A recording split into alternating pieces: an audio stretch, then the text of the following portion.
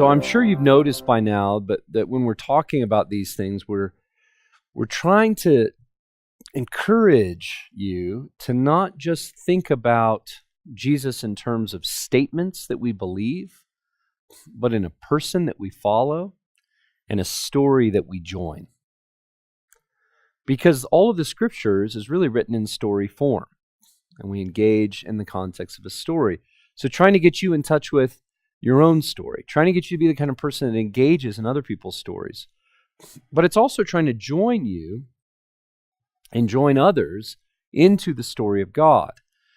And Jesus was great at telling stories. I mean, the main way he talked about life with God is by telling stories. And then his life is described in stories. So in this little time we have here, I want to encourage you and challenge you to learn how to tell the stories Jesus told and tell stories about Jesus. Tell the stories that Jesus told and tell stories about Jesus. Which are the stories that Jesus told that you like the most? We commonly call them parables. I wonder which ones you like the most. I love the prodigal son because it's one of the classic stories of Jesus where it's the gotcha story. You know, he does that. He sets up a whole story. You're guessing what's going to happen, and then he flips the script. Prodigal son, right? Of two boys, the youngest one, not the one in line for the inheritance, runs away, takes all the money, squanders it in wild living, as the NIV's tendering. His life falls apart. He thinks to himself, I should probably just go back to my dad. And as he walks back to his dad not only receives him, but embraces him and loves him and throws a party for him. And the older son, the one that should know better, the one who's been with the father, is the one who rejects the younger son. It's such a beautiful picture of God receiving us when we come to him, no matter what's happened. And it's also a telling picture about how those who already think that they know what they're doing are often the harshest to the people trying to turn to God. The reason it's such a beautiful story is it's because what people experience. And it gives them permission to come towards God exactly as they are. And Jesus is telling that story because he's saying God is not the way you think he is. He loves you. Or the Good Samaritan, where someone's beat up on the side of the road. The two religious people who should know better ignore him. And who goes to him but Osama bin Laden? Oh, wait a minute. That's not what the story says. It actually says a Samaritan. But to the Jewish people, a Samaritan would be a terrorist. They're people they hate.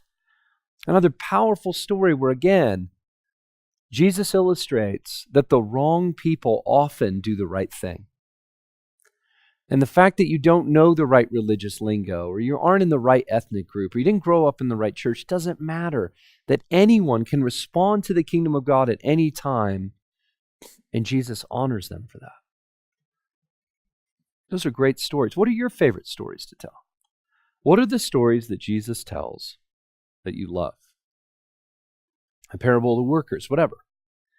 Do you see how we're getting beyond just studying the Bible? We're starting to say, how do I get the Bible into me? And that when Jesus tells a story, it's a story I tell because I love that story. It tells me something about God that inspires me.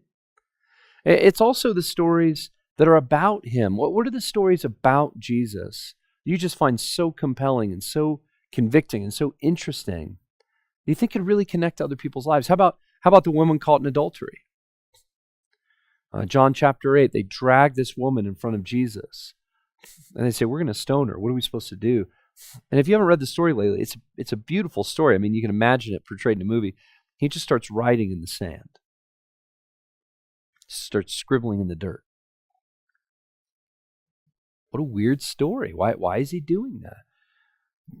Different people argue different things. I don't have time to teach it right now, but in the end, he ends up looking at her after everybody leaves and says, oh, women, where are the ones who condemned you? She goes, well, I don't know. They all left. He goes, well, then neither do I condemn you. So go and sin no more.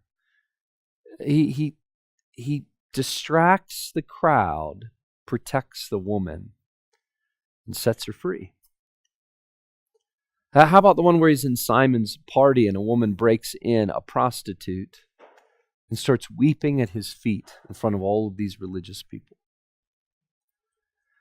And instead of telling her she's not supposed to be there, she's behaving inappropriately, he stands up and he defends her in front of all of these religious men. How about the woman at the well? How about Jesus in the Garden of Gethsemane before he's going to the cross, who just wants some friends to stand watch with him, and none of them will. They're too tired. Which of the stories of Jesus have become vital to you? About what he was like. See, right now we're talking again about something way beyond Bible study. We're talking about how you've encountered Jesus in these stories, the stories he tells and the stories about him, that we're taking out of propositional truths, and you're showing how that story is connecting to your story, or you're finding that story in your own life. In the same way he forgives that woman, he's forgiven you. In the same way that he encourages people, he encourages you. In the same way he corrects people, he corrects you.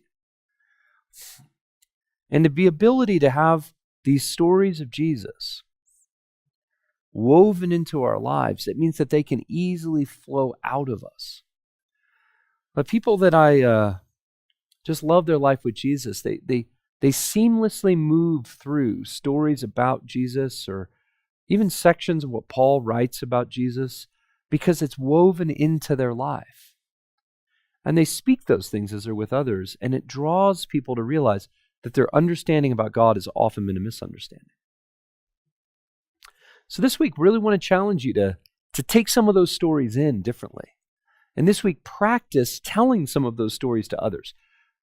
Telling them why those stories are so beautiful to you and how they've impacted your life, and how you think that can impact other people's lives.